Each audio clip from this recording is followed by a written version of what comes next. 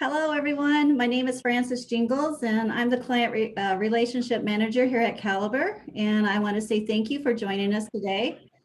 First, I'd like to kick off this webinar by introducing you to Michael Ward. He's one of our managing partners here at Caliber, and he's going to introduce you to our presenter today, Tamara Gurek, and he's going to talk a little bit about Caliber also. So without any further ado, Michael. Hey, thank you, Frances. Thanks again, Frances. I try to say it every time, but thank you for continuing to make sure these run smoothly. They get the announcements out. She's been putting a lot of time behind the scenes to get these loaded to the website. So make sure you're going to our website. The whole idea behind our videos tab is that we have ways to feed you in between meetings. We have ways to give you information about things that I don't have expertise in, which is why Tamara is here. And so instead of doing things like market updates or investing seminars, which is what you come to us for, we've thought we wanted to continue to do more wealth and health. You know, to me, you can have all the wealth in the world, and if you don't have health, it doesn't really matter. And so to me, that's why I just want to continue to focus on how do we make your lives better in all areas. We've got the financial side covered. We're going to try to provide resources on that videos tab so you can go and view it multiple times or whenever you have a free second, or you can pass that along to others that you think might benefit. And again, we just want to provide these resources to you on an ongoing basis. Today's is an important one, and I thank you, Tamara, for being here. She's with the Institute for Functional Medicine out of Boise, Idaho. We actually had a referral to her and her team a year and a half ago because I saw a friend of mine did a seminar, and I just thought, this is such good stuff. This is exactly what I wanted to bring into the table. So here we are today to talk about, you know, longevity and how do we live better and live cleaner from a variety of aspects. And so I won't steal any of her thunder, but I'm just very glad that she's here to support us. And I'll turn it over to you, Tamara. Thank you again.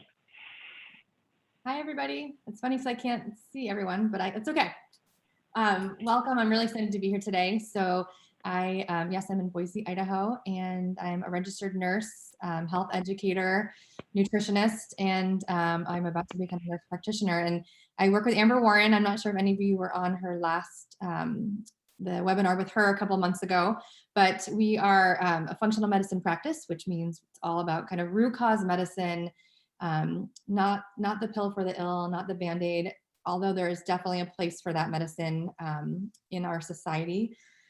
We like to focus on kind of lifestyle. How do you optimize your lifestyle? How do you optimize immune health? How do you optimize your gut health? How do you optimize mental health and clarity? And like Michael said, wealth and health kind of go hand in hand, right? So throughout this presentation, there's a lot of information. So I'll ask you guys to hold, you can type your questions in the chat box and then we'll address questions at the end. And along the way, there's going to be things, little pearls. So think of this as just, you know, kind of planting some seeds to help you age optimally. It does not matter how old you are. We all have kind of control over certain elements in our life that can help promote health or imbalance. So let's begin. So just a disclaimer, this presentation is not to diagnose or treat any health condition. Before you try anything on here or decide to take things to another level, please make sure to consult with your primary health care provider prior to starting exercise supplements or any kind of dietary recommendations. Okay, so to start, kind of setting the stage, 88 to 90% of disease is driven by our lifestyle and environment. This is becoming more of a hot topic in with like the National Institute for Health, public health. There's a lot more research coming out that is, especially with the pandemic going on, just what chronic disease is actually doing to us. So historically, it was infectious disease, and now we have vaccinations and medications and antibiotics that help. So we're not seeing as much of that anymore, but with that, I think the changes over the years and kind of how we've evolved, we just have more inflammation. So we're going to get a little more into a lifestyle environment. So 6 out of 10 Americans have one chronic disease, and 4 to 10 Americans have more than one chronic disease. So chronic diseases are as in non-communicable diseases. heart disease, upper respiratory diseases, Alzheimer's, obesity, diabetes, those things. So things that you can't necessarily share or give to each other. 90% of our healthcare dollars are spent in the last years of our life. I can't see you guys, but I'm wondering if, since this is a wealth management group, you're like, okay, hold on, we need to figure that out. So we spend as a nation so much money on healthcare, and we spend a lot more as we age. Part of that is our lack of prioritization of prevention and kind of chronic disease management and reversal. So we're going to jump into that a little bit more.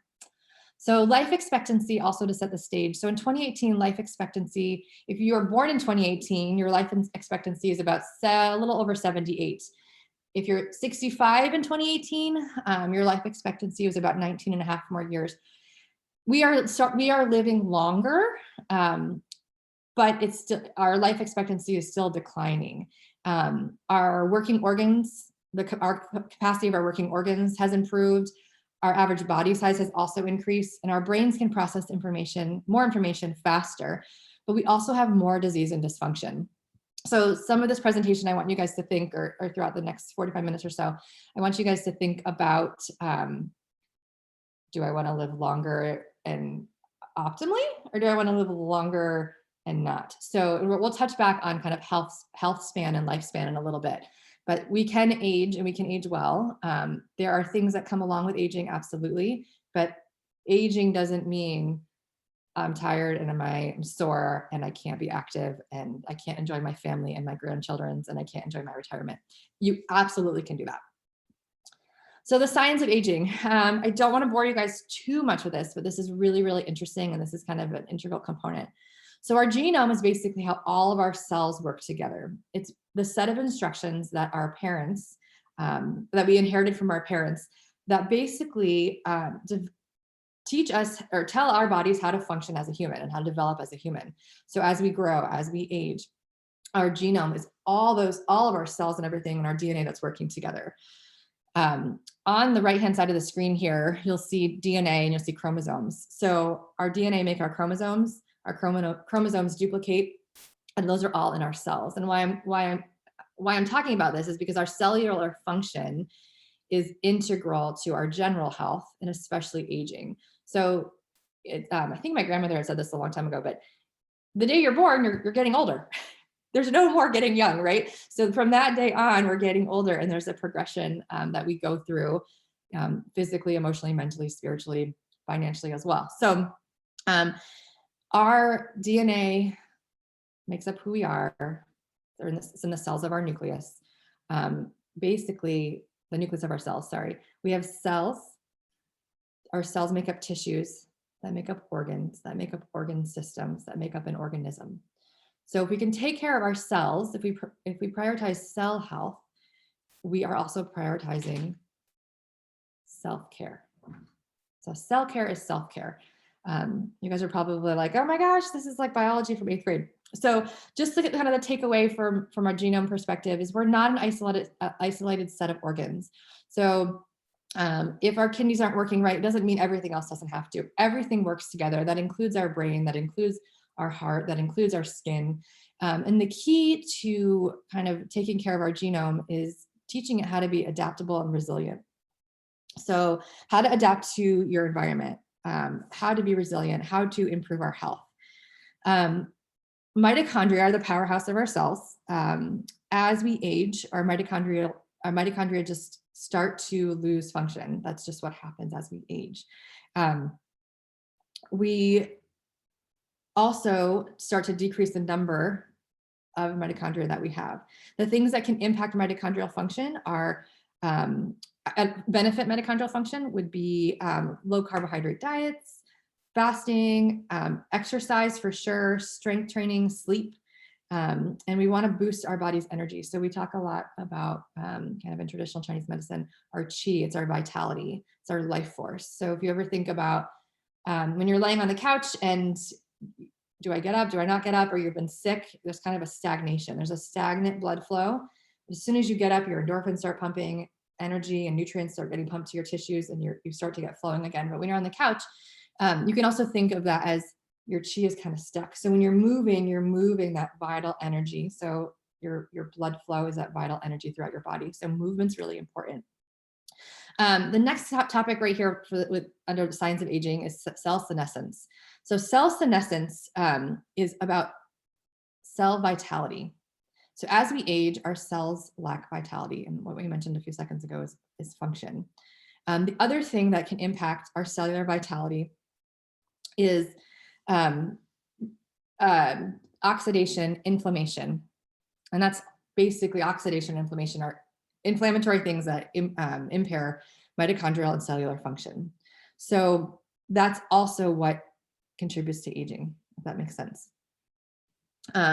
Toxic chemicals, our environmental exposures, our food, our stress, all impact and create inflammation in our body. This is a lot of this presentation is about inflammation, if you haven't already figured that out yet. So as we age, our cells are just naturally going to be less vital, less resilient. So we really want to make sure that we do everything that we can from an environmental perspective, from a nutrition perspective and lifestyle perspective to help kind of offset that and reduce things that we can control that contribute to cell senescence. So when our cells become more senescent and are dying off and they kind of stay in our body, they can also recruit other cells to age with them. So that's what's responsible for aging. Our telomeres, which are one of my favorite things, are at the end of our DNA. You can see on here at the very bottom of the right-hand part of the screen. Our telomeres are the protective caps at the end of our DNA. Lifestyle can shorten these caps, and that leads to cell senescence or premature cellular death. And our cells can no longer replicate. So we want to protect that. For a really long time, we didn't think that we could do anything, that we just thought that our telomeres just shorten. Those caps wear off. We have cellular damage, and that's just part of what we can do. Well, we've learned over the years and with research that we can actually impact and preserve our telomere health, and we can actually help them grow too. We can help them lengthen, which is going to protect our DNA, protect our cell health. So we want to make sure our DNA can copy and our cells can copy and they can regenerate and they can grow. So lifestyle plays a huge role in this, and we're going to get into that a little bit more. Inflammation. I'm sure you guys have heard of inflammation before. Inflammation, we say inflammaging. So inflammation is a natural response that happens in our body. When our mitochondria are producing energy, we naturally make some inflammation. If you guys have heard of antioxidants, jobs of antioxidants are to come in and help clean up that inflammation. But when we're producing too much inflammation in the body, food, stress, environmental toxins, we start to create more inflammation from a cellular level. And we just mentioned, so cells, tissues, organ system, organism. So as our cells become more inflamed, our tissues do, and then there's kind of a cumulative effect. And as an organism, we become more inflamed, and that can manifest as chronic disease. It can manifest as brain fog, joint pain, belly pain, gas, bloating, you name it. So aging and immune function is really interesting. On the screen I have here, inflammaging. Immune function triggers the nervous system. When our nervous system is constantly wired, if we're wired, that also triggers more inflammation. And the same thing, cortisol. I'm not going to go into cortisol too much, but in the stress response, cortisol is that hormone that our adrenal glands release. It's that fight or flight. Oftentimes we are in a constant state of elevated cortisol. Cortisol is good to be elevated if you're running from the tiger, or you just missed hitting that car through the intersection. Surge of cortisol, good. We want it to come back down. So animals out in the wild, they get that surge of cortisol, then they let it go, and their parasympathetic nervous system takes over, which is what promotes digestion and rest and relaxation. Us as humans, we tend to hold on to that. So we think about that, that near miss at the intersection, and then it's stressful, and then we're thinking about it over and over. And that's what elevates our cortisol from a long term. And the elevated cortisol over long term is what contributes to chronic inflammation. So our stress response, stress is okay, we want it to come back down. And this is true for an actual stressor. So Again, running from a tiger or from, I'm in Idaho. I used to live in Wyoming, running from that moose or bear or whatever. But we also have a lot of perceived stressors. It could be a boss at work. It could be a friend. It could be a presentation hanging over our head. It could be a relationship. It could be just our response to public speaking, right? I know we get a little sweaty. So those things also elicit a similar stress response in your body. It doesn't have to be, a real actual woolly mammoth chasing you. It could also be something that we perceive as stress, and our body processes it the same way. And we also have that stress response internally. Stress response also lowers telomerase activity in telomeres. It promotes cell senescence, and it accelerates the aging process. So a lot of what we want to do as we are aging or not. And we talk about this too. I work with a pediatrician, an OB/GYN, a women's health provider. So even from preconception planning, we talk a lot about the same thing. So reducing inflammation, improving our stress response, building, how to build and adapt to adversity and resiliency. All things that you guys are probably used to doing from a financial perspective. So effects of aging on the body. Our cells become larger and they lose their ability to divide and multiply. We just talked about that a little bit. Hold on one second, I'm just gonna move my screen. Our tissues atrophy, which means they kind of shrink. We see this a lot in muscle function. So when we see our grandparents or great-grandparents or elders, we tend to see they used to be really big, and now they're, we see a little more skin, and that is a natural process for sure. So this is also why it's really important to focus on protein, which we'll talk about in a few minutes. Our organs start to lose function as we age. Our organ reserve decreases 1% a year after the age of 30. So to put that in perspective, a 20-year-old can pump about 10 times the amount of blood that they need to keep their body alive. So as we age, that starts to change. The biggest organs that are affected, or the biggest changes, are going to be in the heart, kidney, and lungs. When we lose our reserve, our organ reserve, when that starts to decrease, it's also harder to restore balance. So that's why it's really important now to focus on some things that you can do to promote kind of optimal balance, optimal health. Our teeth get less sensitive or more prone to injury. Our brain gets a little smaller. Our memory, planning, kind of the hippocampus and prefrontal cortex are what starts to shrink a little bit. Our brain loses neurons at the rate of about 50,000 neurons after the age of 30. So just kind of some fun facts. And don't worry, we're going to address all these things. We get fewer colds. Our teeth are less sensitive, like I said, hearing loss, but science shows that we get happier, which is a really good thing. So there's a couple books here. So the New Rules of Aging is a great book. These are going to be two of the books that I definitely recommend that will take you a little bit deeper into what we're talking about today. And Wayne Dyer is kind of he was a spiritual writer, kind of coach, and from a mindfulness perspective, kind of creating inner peace, being present perspective, which also helps reduce inflammation and combat stress. This is a great book. And then Dr. Littman is a functional med doc. I believe he's in New York.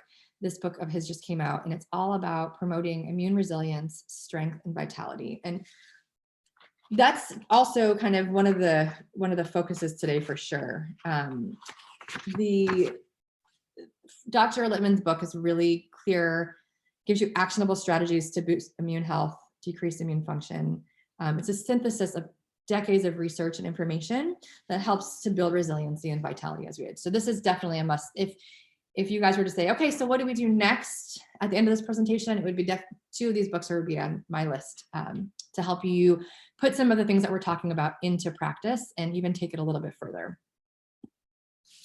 So consequences of imbalances in the body that cause disease. So in our 30s and 40s, diseases and imbalances begin. In our 40, 45, 50s, diseases start to take hold in the body. And then 65 to 80 is kind of that red zone. This is where disease can cause the most damage, mostly because of the things I was just talking about in terms of immune health and just the changes that our body naturally goes through. So our goal is to shorten the red zone. Let's see. Now we're getting into some of the really good stuff. So consequences of imbalance in the body: inflammation, mitochondrial dysfunction. We've talked about those extensively just a few minutes ago. The diet, our diet and our microbiome. So our microbiome, and I'm talking specifically about the gut microbiome. About 80% of our immune system lives in our gut. And if food is the number one cause of inflammation, and we're eating the food and it's going into our gut, it's wreaking havoc on our immune system and our gut. So we really want to have a healthy gut. We want to reduce inflammation in our gut to protect our immune system, to allow our immune system to respond when it needs to, but also not to be overactive. Also, when we have kind of an inflamed microbiome or gut, and our immune system's always on surveillance, there's also something called intestinal permeability, and that's when the tight junction in our gut get loose and things start to seep through that wouldn't normally get through. And those things can cause inflammation in the body, and that's how disease can manifest. So gut microbiome is really, really important, and then diet too. So we talk a lot at Functional Medicine of Idaho about creating a healthy microbiome. A lot of people don't. So there's multiple things that can contribute to poor gut health. So we restore that with therapeutic lifestyle interventions. And then I always say, I'm going to pump you full of phytonutrients to help heal your gut. And so we remove inflammatory things, agents that are causing inflammation in the body. And then we fill you full of things that are going to help also heal the inflammation that's there, which is perfect. So we're going to remove what causes imbalance and replenish what restores balance. Anybody who's taking notes or writing things down, these last two bullets are, if you write anything down, these are always a good thing to come back to. If you're, what was that lady saying at that presentation? These two things will help you, and they're pretty simple. Epigenetics. So we were talking about the role of genetics and what happens to our genes as we age. Epigenetics is basically the intersection of our genes and our environment. So if you see this gentleman, and I've had this picture forever, I use this in almost every presentation. It's such a great depiction of epigenetics. So on this side, it looks like this gentleman plays tennis, he's active, he's eating some fruits, he's eating some vegetables, he's getting sunlight. And on this side, it's the opposite, which a lot of my patients are able to relate to the right side of the screen, especially during a pandemic. But the right side of the screen and the left side of the screen also impact the body. So epigenetics, we used to think that if your parents have heart disease, we're going to get heart disease. We know that's no longer true. So our disease manifests based on our genetics, but also based on the impact of our environment. Genes are what you inherit. And we say, so your genes are what loads the gun and the environment is what pulls the trigger. So just because you might be genetically predisposed to a chronic disease or something does not mean you have to acquire that disease. There are things you can do to change. So your genes are your genetic makeup, and your phenotype are your expression of those genes. We literally can choose to turn on health or on disease with every bite of food, with every thought, with movement, and with our relationships. All those things we now know can impact our physical, mental, and emotional health. So when I remember learning this several years ago, and I've been teaching on it for a while now, that really made me, excuse me, stop in my tracks and think, okay, every day we have a choice to create balance or create imbalance. And over years, that will contribute to our overall health. So turning on health, we talked about genotype or phenotype, thoughts, movement, food, and relationships. All of these things have the ability to turn on and promote optimal health. And that's what today's really about. So positive thoughts, getting movement, physical activity, food, and being around loved ones and relationships that are fueling you, that are making you feel good. I oftentimes ask myself, is this filling my cup up or is this emptying my cup? And of course, there's both of those things, right? But how do we find that balance? And how do we make sure that what we're doing is really serving us and serving our goals as we age? So I love, this is one of my favorite images, and I think it shows the intersection of our humanness, our experience in life, the spiritual component of life, and also our mental component. What is your definition of health? And what is your why for coming today?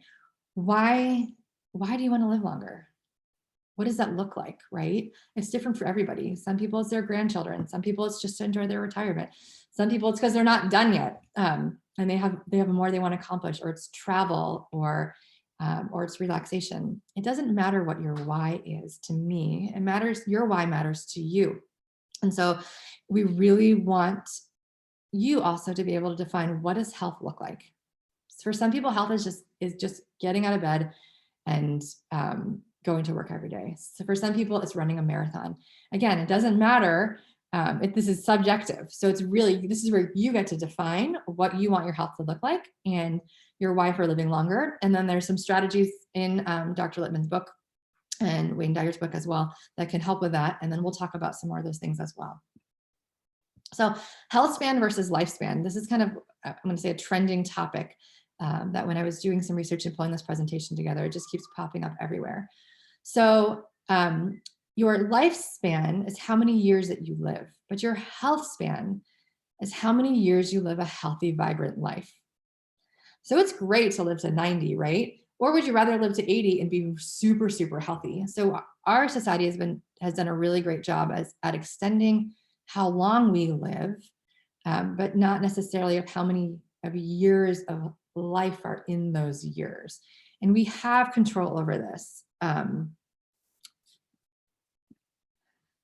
Oops, I'm gonna go back, sorry.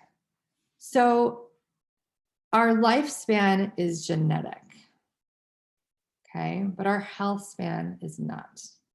So our lifespan is just our genes. Our health span is kind of the intersection of what we're talking about, the epigenetic component. So how do we create health and how do we live a healthy, vibrant life? Resiliency is definitely key. We also talked a little bit about immune health, gut health, hormones, being able to detoxify, our muscle and structural and our nutritional status. All those go together to help us build resiliency, which is key to bouncing back. So I always go back to resiliency and I think of like college sports or high school sports or just something, of being able to bounce back as you're younger and you're, okay, I dealt with this, kind of the adversity bounce back. Well, it's still really important. And we also need our body to be resilient, our cells to be resilient, our immune system to be resilient. So anytime we get that bumper bruise or we get exposed to that, that cold or whatever, we need our body to be able to be resilient and bounce back. It's also about mindset, optimism, and our belief system. So mindset is really, really huge. Just that 1 degree shift in mindset has the ability to help our parasympathetic nervous system reduce stress and bounce back. When we get caught in our thoughts or we could tend to be our own worst critics at times, those are all things that do definitely get in the way of being resilient. So just keep in mind our beliefs. There's a great book also called The Biology of Belief. I can't remember the author, but we also used to think that, your brain's kind of just wired and that's how it's wired. And there's not a new concept, but kind of a paradigm shift in our brain health of neuroplasticity. We can rewire our brain. We can rewire our neurons. So neurons that fire together, we say wire together from a brain perspective. So just the power of positive thought is going to create resiliency and help reduce inflammation in the brain. It's pretty fascinating, the evolution of what we know in medicine and healthcare or disease care and kind of the human body and the impact of what our environment can do. So food is medicine. Food can heal. We know this from years and years and years ago. Our medical system is based on Ayurveda, which is so, very, very, very old. And in Ayurveda, food is medicine. So we balance out different energies in the body. We need different enzymes and nutrients in different foods for our mitochondria to function, for our electron transport chain to help our mitochondria make ATP. We need different elements in food for detoxification, for all of our cells to function, right? So food is definitely medicine. Food's also energy. It provides our fuel. Food is information. This is probably my favorite. So food can turn off and on genetics. So basically it powers our immune system, our hormones, our gut. Every bite of food that we eat is telling our body to do something. So it can tell our body to cause inflammation or brain fog or joint pain or contribute to chronic inflammation, or we can take a bite of food that's going to tell our body, let's promote health. And that's also a really key thing to just try to keep in mind, depending on your health goals. And then food is connection. And in functional medicine, we talk a lot about food as connection. It's being around loved ones. It's connecting over that glass of wine or connecting over that dinner or that dessert and being around the table. People tend to think when we talk about nutrition and food, it's oh, we have to take all these things out and it's limitation. And that's not what that's about. This, for us, from a functional standpoint, food is about abundance, but it's about abundance that's going to create and optimize function, optimize your relationships. So yes, you can age well and eat well with foods that taste really, really good. So I'm going to jump into and kind of focus on the nutritional component and how food can help just reduce inflammation and promote optimal aging. I'm pretty sure when Amber did her presentation, she talked about Dr. Mark Hyman. He's also someone that would be great. He's everywhere, podcasts. You can YouTube him. He's all over the news as well. Kind of a pioneer in functional medicine and has definitely disrupted the status quo in terms of getting to the root of things. So this is also another book that I highly, highly recommend. I'll take you guys through a little bit of information from here, kind of the nuts and bolts or just maybe not nuts and bolts, but just a basic overview and kind of skeleton of his Pegan diet. So his Pegan diet kind of, he'll tell the story and you guys can hear it.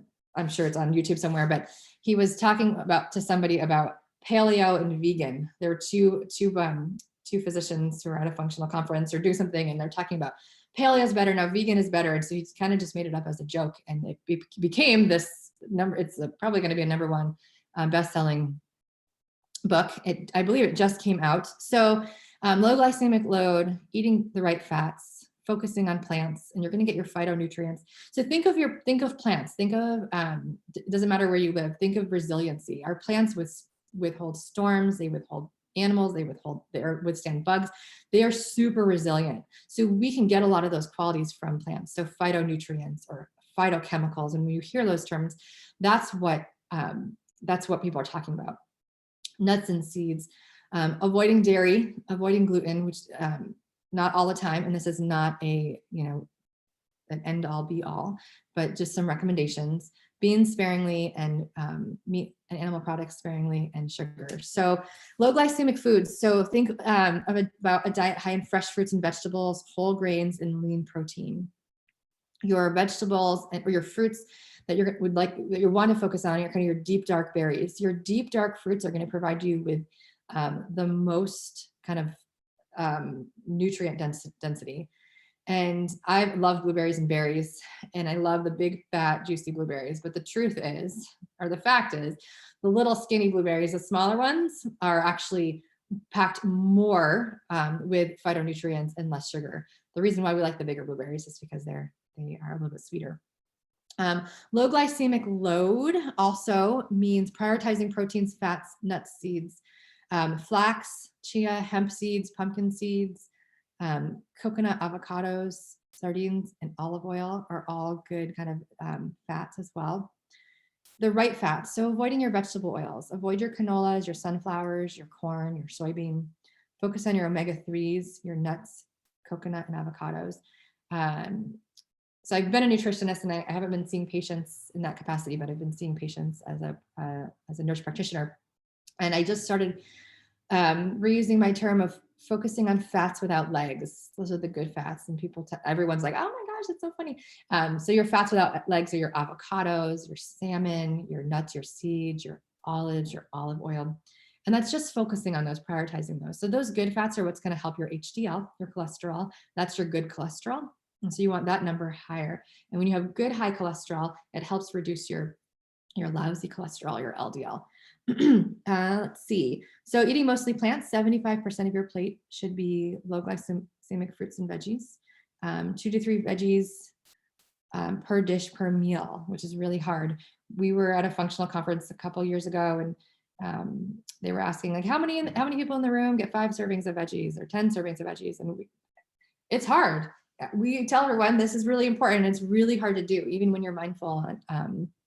And when you're trying to get it in, it can be difficult. So there are definitely tips and tricks out there too that can help you just make sure that you are getting those colors in for every meal. Even when you're on the run or it's inconvenient, you can still get them in. Let's see, nuts and seeds, they're full of protein, minerals. They help lower your risk for heart disease and diabetes. So heart disease and diabetes are what we call lifestyle diseases or non-communicable diseases. Try to avoid dairy. So you can try to add in some goat or sheep products. Try to focus on organic. I'm a cheese lover. It's difficult, but I do just kind of that in little bits, little increments. Gluten is also a very inflammatory food, even if you're not celiac or gluten intolerant. Gluten is still, the way we process gluten can still be very inflammatory and can impact our gut lining, which impacts our immune system. And einkorn is an heirloom form of wheat, where the way we process it, we do not kind of adulter the outer layer of that wheat, of that grain. And you could try that. Gluten-free grains, they still raise your blood sugar, but gluten-free grains, rice, quinoa, try to find some higher profile protein grains as well. And then beans are great because you get your protein, but the big fat beans are also starchy. So those starches, starchy foods, high starchy veggies, things like that can contribute to inflammation. It's not to say not to have those vegetables, because it is important. Eating with the seasons are really important, but just being mindful. Don't have potatoes and butternut squash and a banana. Try to switch it up. Add in your colors again. Animal products. So animal products should be an accent. They are not your main course. And again, this isn't for everybody. So these are just kind of synthesizing all the research and all the data and information that has been resurfacing and helping kind of shift the paradigm in terms of reducing inflammation from a long-term perspective. It's I'm not prescribing anything specific to everybody, but these are just ways to help kind of reduce inflammation and promote optimal health and aging. So veggies should always be center stage, and then sugar in any form is a treat. Amber, when I first started as a nutritionist, I was really strict with my patients. And then Amber came in one day and she said, 80-20, 80-20. So 80% of the time, work on these anti-inflammatory and promote these and prioritize these foods. And 20% of the time, have your treats, right? Birthday cake, have, those kind of things. And there are substitutions that you can make healthier choices when needed. Okay. So another great book that we recommend to all of our patients by Dr. Jason Fung is The Complete Guide to Intermittent Fasting. And intermittent fasting has definitely become a fad for sure, but there's a lot of research and evidence out there looking at intermittent fasting's impact and ability to reduce inflammation. So time restricting feeding or intermittent fasting, there's different ways to do this. This is a great book. It will take you through these different types. Again, this is not right for everybody, but intermittent fasting literally can just be eating an early dinner and eating a late breakfast. So when you're sleeping, if you don't eat after 8 p.m. and you don't eat before 10 a.m. or 8 a.m., while you're sleeping, you're technically fasting. And that's giving your body the opportunity to recharge, regroup, give your digestive system and your hormones a chance to take a break. And it allows your body to get kind of into a rhythm. So it triggers your body's own self-cleaning mechanism. So it cleans up inflammation when you give it a break, when you get your body just, let's function, let's see what I can do. When you're always putting food in or constantly eating, your body's constantly having to digest and break it down. What do I do with it? So it's a constant state of energy that's going on, or that interaction, that your metabolism is not always a great thing for promoting the reduction of inflammation. As we age, our systems just don't work as well. So it helps jumpstart our body into optimal function. It can also improve mitochondrial function. Overall, the best approach to nutrition is really going to be what you follow. and what you want to do. So there are things out there that can help. So the Pagan diet and intermittent fasting are just things that can help. Intermittent fasting is also great for blood sugar control, slowing the aging process from an inflammatory process. I just mentioned the early dinner, late breakfast. Valter Longo, it's Valter Longo, also has something called the fasting mimicking diet that can be helpful.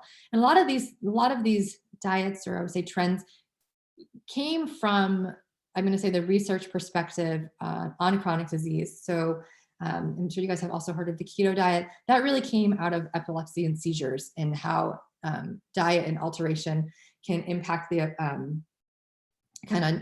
neuron function. So, is it just to go on one of these diets, does it make sense? Not necessarily, but to reduce inflammation and to kind of jumpstart your body, yes, it can absolutely be beneficial.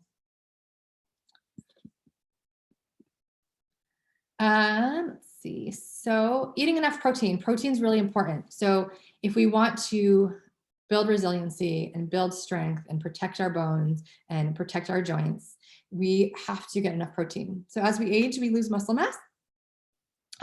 Animal protein is important. Pea protein, collagen, more fish, all important sources. So on the screen here, you'll say about 30 grams of protein is the size of your palm.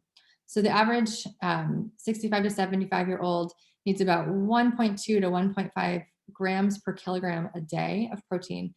You don't have to calculate this out.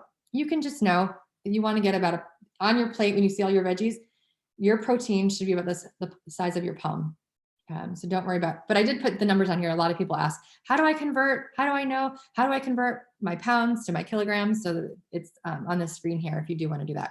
So as we age, we just need a little more protein. Athletes, people who are really active, also tend to need a little bit more protein as well. Eggs, salmon, your beans and legumes, your nuts and seeds are also all great sources of your protein. Just try not to rely on animal protein as your only source. Vary it up. Okay, so jumping into some supplements that can help. Functional medicine, we rely a lot on kind of vitamins and supplements, mostly because we're not getting what we need from our diet. Even when we eat all organic and we're eating all of our vegetables and we're eating enough protein and we're getting all the fat and the fiber that we need, our diet in today's society tends to be lacking. Our soil and our farming practices also impact that. So our soil is just not as rich as it was 100 years ago, 10 years ago, 5 years ago. So, and we need a lot of these different nutrients and vitamins in our body to help with cellular function. We need B12, we need vitamin C, we need vitamin D. So when those things are low, our cells are not going to function optimally. For vitamin D, think of bone health, right? So vitamin D, vitamin K, and calcium are all really important for bone health. One of the single most important things you guys can do is exercise. So as we exercise, our muscles pull on our bones, our muscles get stronger, and our bones remain strong and intact. So we need vitamin D to do that. We need our calcium and we need our vitamin K. So to jump into supplements, curcumin, turmeric. There's probably the most research out there right now, or published research out there on turmeric. It's definitely become a hot topic. There's your turmeric drinks and teas and lattes and everything, but curcumin is the main compound in turmeric, and it helps protect against cellular damage. EGCG is really cool too. It's found in green tea. I don't know if you guys drink green tea or not, or matcha. Matcha is a great alternative to coffee. It does have some caffeine, but it has L-theanine and EGCG, which help the caffeine kind of spread out, so you don't get a spike and a lull. You get kind of that longer delayed release. So EGCG improves mitochondrial function and promotes autophagy. Collagen, I know we talk about collagen a lot, and it's kind of also a buzzword that's out there, but collagen is the main structural protein in our extracellular matrix of our connective tissue. So collagen is really important for connective tissue. So taking collagen supplements can boost collagen levels in your skin, joints, bone, muscle, hair, nails, your gut, and your brain health. And a lot of collagens, I think there's Vital Proteins is a great brand. There's collagen and protein too, and it's you can dissolve it in water. They have different flavors as well. We put it in our soup sometimes. We mix it in with our smoothies, and I mix it in with some oatmeal sometimes too. And you can also just mix it in. Some people do kind of the bulletproof coffee thing in the morning. You can mix in your collagen with your coffee as well. CoQ10 is an antioxidant. It's made in the body, but we also need more of it. It's essential for energy production, and it also promotes autophagy. So the organ in the body that has the most mitochondria is going to be your heart. CoQ10 is really important for all those mitochondria to produce the energy your heart needs to function. NR and NMM, I'm not even going to try to pronounce all of those fully to you, but they're important, and they're precursors for NAD, which is important for energy metabolism and cell function. So if you need to know anything, energy metabolism and cell function. So NR and NMM. I'm actually not as familiar. I do not take this, but it was on my list of supplements to do a little bit more research on, but it is highly recommended. It also helps with DNA repair and gene expression. And then quercetin is a compound in saffron. Saffron, we often use that we cook a lot with it for rice. All the pictures are kind of over here on the side of the screen for you. It helps prevent cellular damage and reduce inflammation. And a lot of these things, so you can just get with everyday, like cooking, right? So if you are getting your vegetables and you're using your herbs and your spices, you're going to get a lot of this as well. And these supplements would be kind of to enhance that. Theanine is found in teas. It's amino acid. It helps protect against mental decline. It supports brain health. Rhodiola is a medicinal plant. It's anti-inflammatory. Rhodiola also helps a lot with a stress response. Garlic, you guys probably already eat this one or consume this one. It's an anti-inflammatory antioxidant. Astragalus, we actually at our house, we used it a lot in broths. We have dried up astragalus, and we make a big broth, and we steep it in the water, and then we use the broth with astragalus. It's a stress reducing kind of traditional Chinese medicine herb. Helps reduce oxidative stress, which is inflammation. Helps promote immune function and prevent cellular damage. Fisetin is kind of my new favorite. It's a flavonoid, so it helps kill off those cells, the senescent cells, the ones that are dying, and it helps get rid of them so that they don't recruit other cells and become more toxic in your body. And resveratrol, sorry, is also something that's it's a buzzword. You can find these all over the shelves at Whole Foods or co-ops, etc. They're basically polyphenols that you find in grapes, berries, and red wine, and they help activate certain genes. That's pretty much it for diet and nutrition. I did want to touch on mindfulness. I had a couple different slides, but this is a quote from Wayne Dyer. The state of your life is nothing more than a reflection of the state of your mind, which you can eat as organic as you want, and you can exercise as much as you want. You also, it's also really, really important to be mindful, to be present. And when you're mindful and present, you're also fully enjoying your life, right? So as you guys move into retirement, enjoying all the hard work that you've done and everything, and all the kind of the commitment and investment that you've done from a financial perspective. Try the best you can to remind yourself to be mindful and really fully enjoy and reap the benefits of what you've worked so hard for. A couple meditation or mindfulness sites or recommendations is Headspace, and these are from our health coaches actually. Our Headspace is a great one that you can do. It's online. HeartMath is phenomenal for reducing stress and activating your parasympathetic nervous system, which also reduces inflammation. You guys heard me talk about that a lot before. That's also online. I believe HeartMath is offering free courses online right now. Our health coaches also do that, and you do not have to be a patient of ours. I don't believe if you want to see one of our health coaches to set up HeartMath, you can do one-on-one consultations, but there are also HeartMath providers and coaches all over. So this is something definitely to check out. And then the gratitude journal or the 5-minute journal. We do this in our household, and we run a program. We run a program every year, and our patients who participate do this. You can get the app on your phone, or you can get the journal. I think the journal is like $5 on Amazon, maybe $10, and the app on your phone you can get, and you get to keep it. But it basically prompts gratitude, prioritizing your day, 3 amazing things that happened. It gives you inspiring quotes, daily affirmations, and a reflection at the end of the day. And this is something that also can help keep you focused. If you set out at the beginning of the day to do something and then you reflect at the end of the day, there's almost a sense of like, gosh, I don't know if it builds your confidence and kind of sense of self a little bit, because at the end of the day, you're like, sweet, I did the things I said I was going to do. And they're all focused on self-care. So just a couple references there. Just kind of tying it all back together: resiliency, strength, and vitality. So the things that you're doing every day, specifically since we talked about nutrition today, some movement and some mindfulness can help build resiliency. So think of strength. What brings you strength? What brings you happiness? What brings you joy? What's going to help your mitochondria and your cells function fully? And then these are the books, I think. Yep, good references. So I'll leave the screen up here, the books that I was talking about initially, and it looks like we'll be open for questions. Actually, there's no questions, Tamara. Oh my gosh, okay. Okay, so that's good, I guess. But if anybody has any questions later on, they can contact me, and then I can kind of ask you, relay their email onto you or something. So I guess we're done. Do you have anything else you want to add? No, I guess just focus on restoring balance, trying to reduce inflammation. These are just some resources. Everyone finds, support and inspiration and motivation through different sources and guides. So again, these are just a couple that we tend to promote to our patients. But this is so exciting that that you guys are doing this, and such a benefit. And also, it's just making me kind of get my back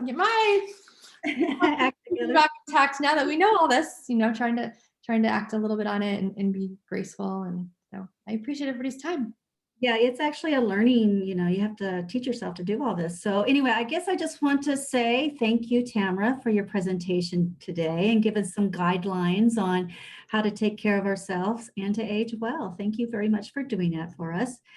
And also, I'd like to remind everyone that if you would like to revisit this webinar or other webinars that we've had throughout the year, you can go to our website and view those. And this one should be probably on our website sometime next week. So be looking forward for that. And once again, I'd just like to say thank you for joining us today, everyone, and have a wonderful rest of the day. And thank you again, Tamara. Thank you too. Good luck, everybody. Bye-bye, guys.